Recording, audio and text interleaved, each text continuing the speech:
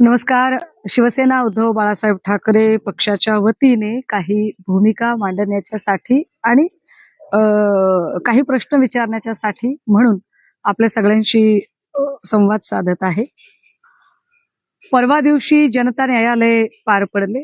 या जनता न्यायालयामध्ये भाजपाने सत्ता पालटासाठी आणि शिवसेनेचा समूळ उच्चाटन करण्यासाठी आणि महाराष्ट्राचा एकूण खेळ खंडोबा करण्यासाठी ज्या पद्धतीने शिवसेनेच्या काही लोकांना हाताशी धरून एककट कारस्थान केले, राजकीय षडयंत्र करत त्यात ईडी सीबीआय इलेक्शन कमिशनचा वापर केला, इलेक्शन कमिशनला हाताशी धरून ज्या पद्धतीने राहुल नार्वेकरांनी एक अत्यंत खोटारडा निकाल म्हणण्यापेक्षा भाजपची स्क्रिप्ट वाचून दाखवली, या सगळ्या गोष्टी पुराव्या सकट आम्ही परवा दिवशीच्या महापत्रकार परिषदेमध्ये महाराष्ट्राच्या जनतेसमोर मांडल्या. यामुळे भाजपाचा पोटशूळ उठणे किंबहुना जळफळाट होणे फार स्वाभाविक होते. भाजपाचा जो एकूण जळफळाट झाला आणि नार्वेकरांनी त्यानंतर जे एकूण सारवासारवी करण्याचा प्रयत्न केला, हे सगळं पाहता महाराष्ट्रातलं वातावरण भाजपाच्या सूडबुद्धीमुळे, भाजपाची कपटनीती उघडी झाल्यामुळे आणि शिंदे गटाने सत्तेतून पैसा आणि पैशातून सत्ता हे षडयंत्र काय प्रकारे रचलं होतं, ते षडयंत्र परवा दिवशी उघड झाल्यानंतर भाजपाला अतोनात भीती वाटायला लागली. आणि आपण एवढी कटकारस्थानाची जी खिचडी शिजवलेली आहे, ती खिचडी आता बिघडते की काय असं वाटून एक नवी खिचडी समोर आणण्याचा प्रयत्न केला. निव्वळ आणि निव्वळ जनता न्यायालयाच्या त्या एकूण परिणामकारकतेचं जे वातावरण महाराष्ट्रात तयार झालं, त्याकडून लक्ष हटवण्यासाठी, लोकांची दिशाभूल करण्यासाठी त्यांनी रात्री सूरज चव्हाण यांच्यावर अटकेची कारवाई केली. आज सकाळी राजन साळवी साहेब यांच्या घरी एक धाड टाकायचा पुन्हा एक केविलवाना प्रयत्न केला. परंतु माध्यमांच्या समोर काही गोष्टी मांडल्या पाहिजेत की भाजपा दरवेळेला सूडबुद्धीचं राजकारण कसं करते आणि टायमिंग कसं साधते. महापालिकेमध्ये चाललेल्या गैरव्यवहाराच्या संदर्भाने आमचे नेते सन्माननीय आदित्यजी यांनी महापालिकेवर मोर्चा काढला, अनेक गोष्टी मांडल्या आणि ते वातावरण महाराष्ट्रात पोचतंय असं वाटायला लागलं की दुसऱ्या दिवशी एक मोठी घटना घडली, ते म्हणजे अजितदादा बाहेर पडले. बातम्या झाकोळल्या गेल्या. मी अजून एक उदाहरण सांगितलं पाहिजे. खेडमध्ये प्रचंड विराट सभा सन्मान्य पक्षप्रमुखांची पार पडली. या विराट सभेमध्ये कोकणमध्ये पुन्हा एकदा संपूर्ण कोकणवासी हे शिवसेना उद्धव बाळासाहेब ठाकरे यांच्या पाठीशी भक्कमपणे उभे आहेत, हे चित्र जसेही समोर आले, दुसऱ्याच दिवशी या सभेच्या आयोजनात असणाऱ्या सदानंद कदमांवरती ईडीची धाड पडली आणि लगेचच अटकेची कारवाई केली. मी तिसरं उदाहरण सांगितलं पाहिजे. ललित पाटील प्रकरण सुरू होतं. ललित पाटील प्रकरणामध्ये म्हणजे अजूनही ते प्रकरण सुरू आहे आणि भाजपा ते प्रकरण दाबून टाकण्याचा प्रयत्न करते, कारण भाजपाला शिंदे गटाच्या मंत्र्यांना आणि आमदारांना वाचवायचे. पण या सगळ्यांच्या संबंधाने ज्या नाशिकमध्ये एमडी ड्रगचे साठे सापडले, त्याच नाशिकमध्ये पक्षाच्या वतीने सन्मान्य संजय राऊत साहेबांनी एक भला मोठा मोर्चा काढला. हा मोर्चा पार पडला आणि दुसऱ्याच दिवशी अद्वै हिरे यांच्यावर कारवाई झाली. कोइन्सिडंट कसे आहेत बघा. जेव्हा जेव्हा आमच्याकडून एक मोठी मूव केली जाते, तेव्हा तेव्हा भाजपा ते वातावरण बदलवण्यासाठी कसे सूडबुद्धीचं राजकारण करते. आता परवा दिवशी जनता न्यायालयाचं घटना पार पडली आणि लगेचच रात्री सूरज चव्हाण यांच्यावर कारवाई केली. पण नेमकी काय आहे ही कारवाई? खरंच खिचडी घोटाळा झालाय का? कोविडच्या काळामध्ये काय घडलं नेमकं? कशामुळे ह्या सगळ्या गोष्टी होत आहेत? आणि जर कोविडच्या काळात असं काही घडलं असेल तर त्याला जबाबदार कोण कोण आहेत? पहिली बाब तर महाराष्ट्राच्या जनतेला आणि भारताला सगळ्यांना माहिती आहे की कोविडला महामारी म्हणून घोषित केलं गेलं. एपिडेमिक ऍक्ट लागू केला गेला. एपिडेमिक ऍक्ट मध्ये एखादी जर निर्णय प्रक्रिया राबवायची असेल, तातडीचे निर्णय घ्यायचे असतील, तर फार चर्चा, विचार, विमर्श या सगळ्या प्रक्रिया करत बसायला वेळ मिळत नाही. त्यावेळेला फक्त आणि फक्त माणसं वाचवणं ही प्रमुख प्रायोरिटी असते. जी प्रमुख प्रायोरिटी सन्मान्य पक्षप्रमुख उद्धव साहेबांनी बखुबी पार पाडली. कारण ज्या काळामध्ये गुजरातला रस्त्यावर प्रेत जाळली जात होती, ज्या काळामध्ये उत्तर प्रदेशमध्ये, कारण इथे सगळी भाजप शासित राज्य आहेत, भाजप शासित उत्तर प्रदेशमध्ये योगी आदित्य मुख्यमंत्री असताना कोविडची प्रेत नदीवर तरंगत अक्षरशः वर आलेली होती. अशा सगळ्या काळामध्ये महाराष्ट्रात मात्र अशी प्रेतांची अवहेलना एकदाही झाली नाही. हे अजून उल्लेखनीय आहे की कोविडचा काळ नसताना सुद्धा, म्हणजे महाराष्ट्रात कोविडचा काळ चालू असतानाही जेवढे मृत्यू एका रात्रीत झाले नाही, तेवढे मृत्यू आत्ता शिंदे साहेबांच्या राजवटीमध्ये, राजवट म्हणता येईल त्याला, त्या राजवटीमध्ये तानाजी सावंत आरोग्य मंत्री असताना, मुश्रीफ वैद्यकीय मंत्री असताना, कळवा असेल, नांदेड असेल, संभाजीनगरचा घाटी असेल, या रुग्णालयातून एका एका रात्रीत मृत्यू झाले. असो, त्यातही जायचं नाही मला. परंतु जर तुम्हाला वाटतंय की कोविडमध्ये काही घोटाळे झालेत, तर मग संजय माशेलकरांचं काय कराल? कारण टेंडर प्रक्रिया, ज्यांना ज्यांना टेंडर मिळाले त्याच्यात संजय माशेलकर हे नाव कुठे आहे जरा तपासून बघावं. म्हणजे व्हिडिओ स्पेशालिस्ट किरीट सोमय्या, जे गेलेली आबरू भरून काढण्याचा प्रयत्न करत आहेत, बूंद से गई सो हौद से नहीं आती है, हे व्हिडिओ स्पेशालिस्टच्या लक्षात येत नाहीये. ते कुणीतरी एक मदारी त्यांना नाचवतो आणि ते नाचत राहतात. त्या मदाऱ्याची दोर ही मग देवेंद्रजींच्या हातात आहे का, की ते मग महाराष्ट्रातल्या अनेक माकडांना नाचवायला लागतात? संजय माशेलकरचं काय? दुसरं, कोविडच्या काळामध्ये महापालिका स्टँडिंग कमिटी, या स्टँडिंग कमिटीचे चेअरपर्सन यशवंत जाधव होते. आता यशवंत जाधव कुठे आहेत? यशवंत जाधव तुमच्या सोबत आहेत. काय यशवंत जाधवांची चौकशी करत नाही तुम्ही? विचारा त्यांना, त्यांच्या सह्या कुठे कुठे आहेत. त्यांना विचारलं गेलं की नाही? विचारावं की फक्त ते गद्दार गँगमध्ये गेलेत म्हणून भाजपाने पवित्र करून घेतलंय. बीएमसीचे त्या काळातले कमिशनर चहल अजूनही आहेत तिथे. चहलजींना विचारा कोविडच्या काळात काय झालं आणि काय नाही झालं ते, की चहलला बोलायचंच नाहीये कुणी. टेंडर कुणाकुणाला दिले? फार व्हिडिओ स्पेशालिस्ट फार त्वेषाने बोलत आहेत, कारण मदारेने नाचवायला सुरुवात केलेली आहे. मग व्हिडिओ स्पेशालिस्टने सांगावं की टेंडर ज्यांना ज्यांना गेले त्यातलं अजून एक नाव येतं, अमेय घोले. अमेय घोले आता कुठे आहेत? तुमच्याच सोबत आहेत ना. मग अमेय घोलेचं काय करताय? टेंडर प्रक्रिया आणि हा सगळा भाग कुणाकडे जातो? तर तो यूडी मिनिस्टरकडे जातो, नगर प्रशासन मंत्रालय. यूडी मिनिस्टर कोण होते त्या काळामध्ये? तर आताचे विद्यमान मुख्यमंत्री एकनाथ शिंदे साहेब होते. शिंदे साहेबांची पण खूप जबाबदारी येते. बरं, जरा आपण बॉडी बॅग कडे येऊया. बॉडी बॅगचं असं केलं तसं केलं, कफन, अहो कफन सुद्धा तुम्ही चोरून खाता का, blah blah blah blah blah सुरू केलं. बरोबर बीएमसीचा मोर्चा ज्या दिवशी निघणार त्या दिवशी बॅनरबाजी वगैरे सगळी, कारण मदारी सांगतो ना सगळ्या गोष्टी करायला.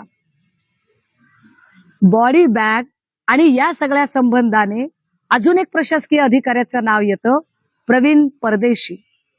कुठे आहेत प्रवीण परदेशी? आता प्रवीण परदेशी कुणाचे निकटवर्तीय आहेत?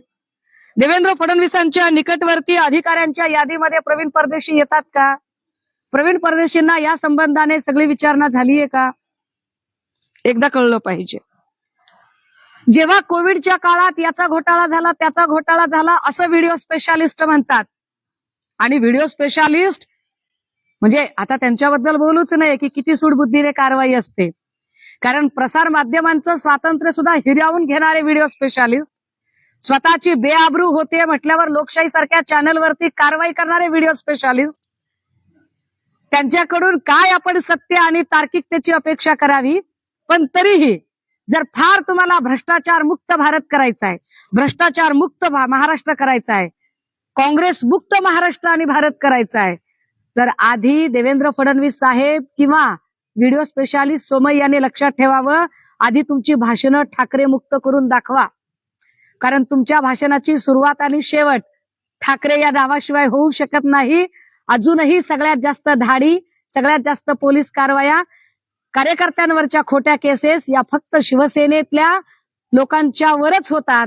याचा अर्थ असा आहे की देवेंद्रजी, तुम्ही कितीही तोडफोड केली तरी तुमच्या समोर महाराष्ट्रातलं सगळ्यात मोठं आव्हान आहे ते शिवसेना उद्धव बाळासाहेब ठाकरे.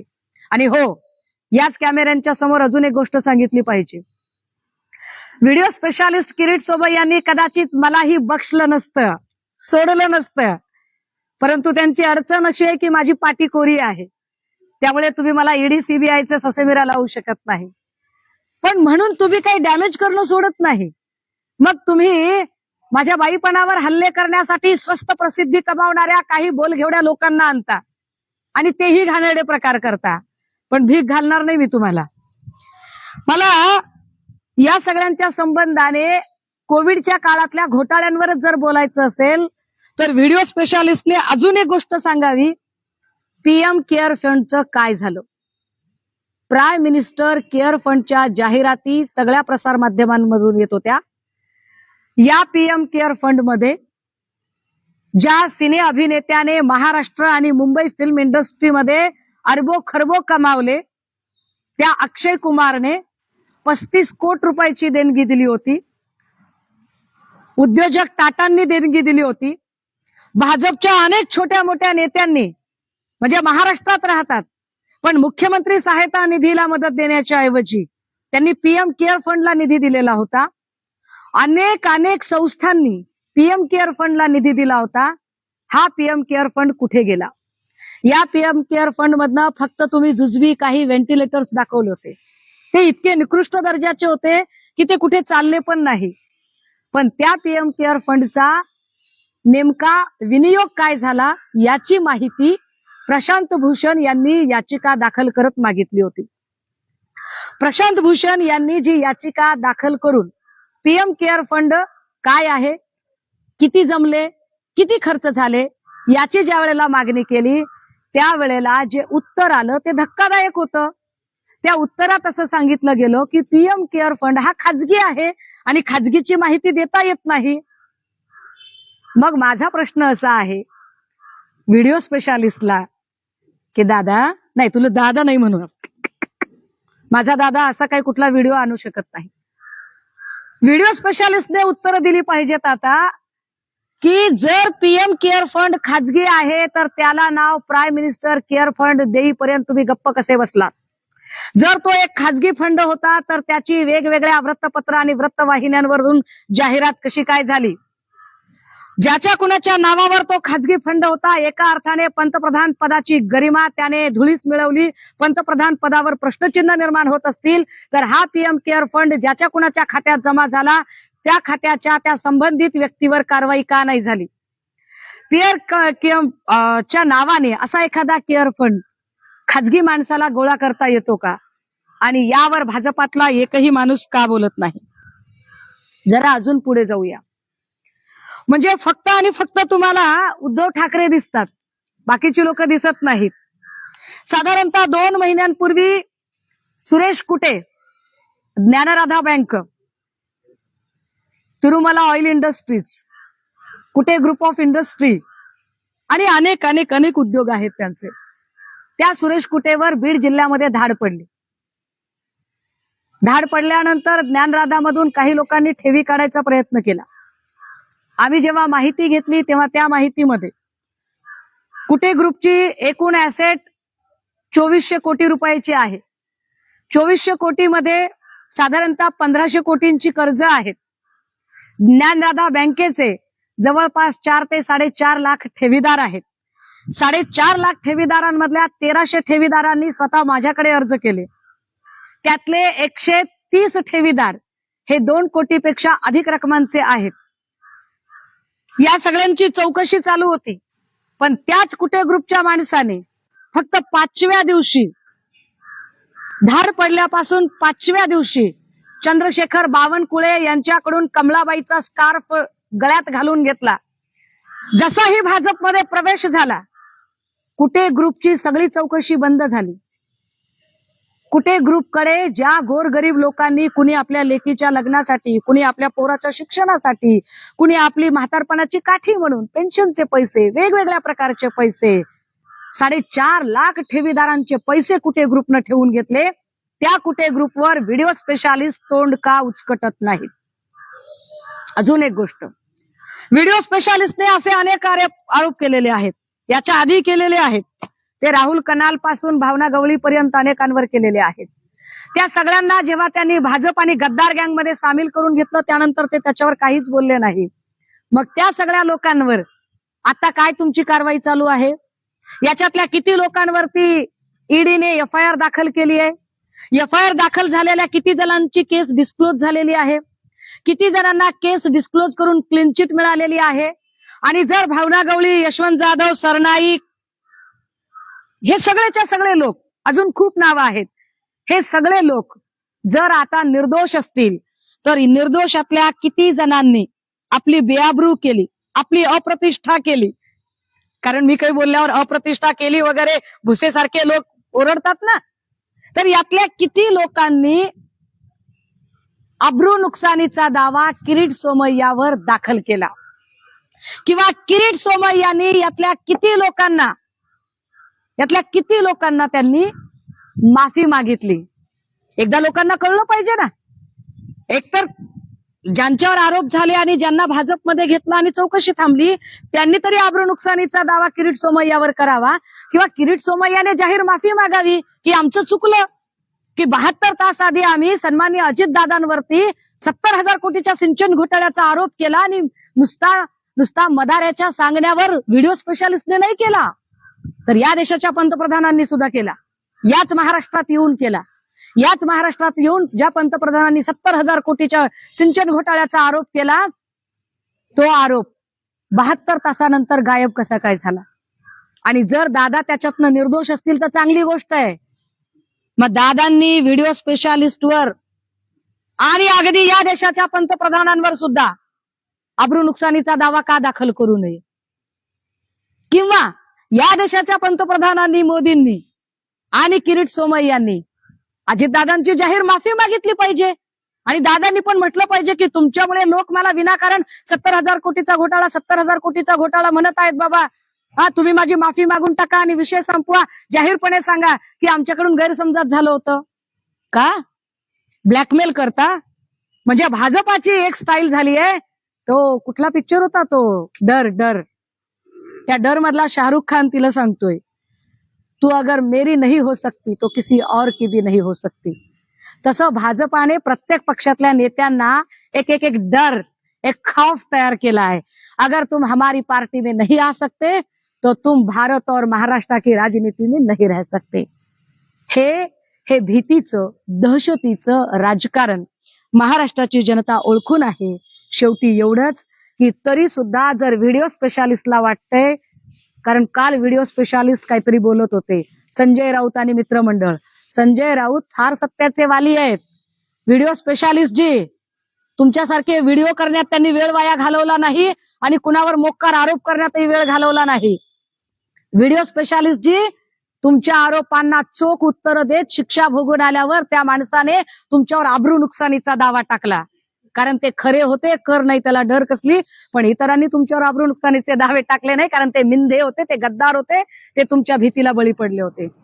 त्यामुळे आता या सगळ्या प्रश्नांची उत्तरं त्यांनी द्यावीत.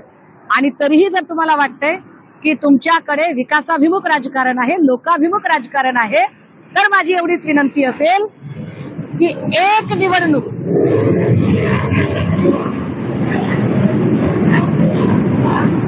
महाराष्ट्रातली आणि भारतातली, जर भाजपला असं वाटतंय की आपण खूप चांगलं काम करतोय, आपण खूप विकासाभिमुख राजकारण करतोय, आपण खूप लोकाभिमुख राजकारण करतोय आणि तुमच्या कर्तृत्वावर तुमचा विश्वास आहे, तर एक निवडणूक तुम्ही ईव्हीएम शिवाय बॅलेट पेपरवर घेऊन दाखवा. लोक तुम्हाला लायकी दाखवतील. थँक्यू.